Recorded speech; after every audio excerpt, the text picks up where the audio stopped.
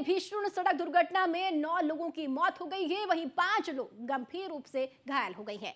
घटना लखीसराय के रामगढ़ थाना चौक क्षेत्र अंतर्गत झुलोना गांव के समीप नेशनल हाईवे की है और जानकारी के मुताबिक लखीसराय सिकंदरा मुख्य मार्ग स्थित एक ट्रक और ऑटो रिक्शा में आमने सामने की जोरदार टक्कर हो गई।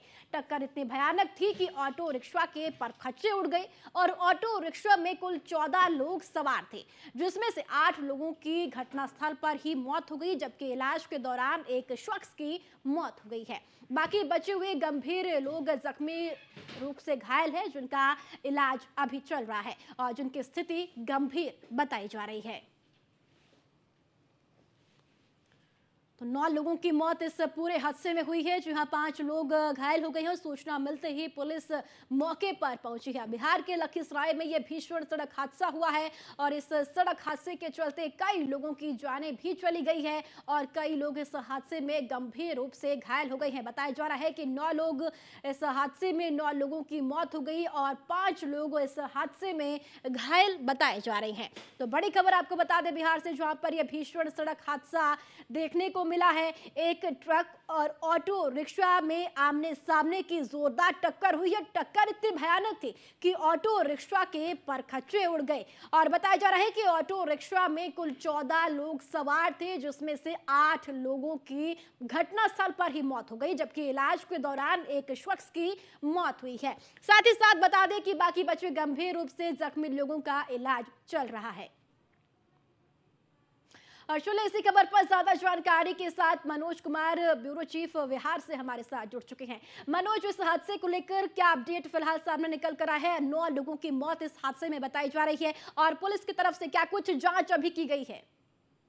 जी बिल्कुल, जिस प्रकार देखा गया कि जो सड़क लखीसराय में जो 8 लोगों की जो मौत हुई है, वो आधा दर्जन से लोग बुरी तरह वहां पे जख्मी हो चुके हैं। देखिए, बता दें कि ये जो घटना है रामगढ़ चौक थाना क्षेत्र का बहिरोरा गांव की है। बताया जा रहा है कि यह अज्ञात वाहन ऑटो से जोरदार टक्कर मार दी, जिससे ऑटो में मतलब ऑटो इतनी क्षतिग्रस्त हो चुकी कि जैसे कि लग रहा था कि कोई बचेगा ही भी नहीं। लेकिन जिस प्रकार देखा है कि ऑटो में कल 15 लोग सवार थे, जिसमें 8 लोगों की मौत हो चुकी है।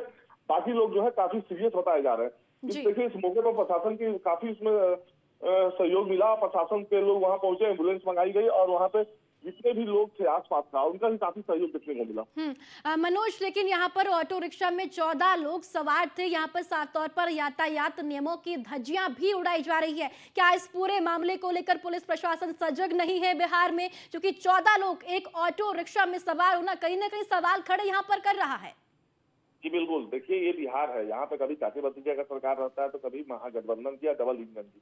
तो इस प्रकार जो है वहाँ की जहाँ तक बात है और ट्रैफिक रूल की, तो यहाँ पर दिखावे के लिए केवल कैमरा लगाया गया है।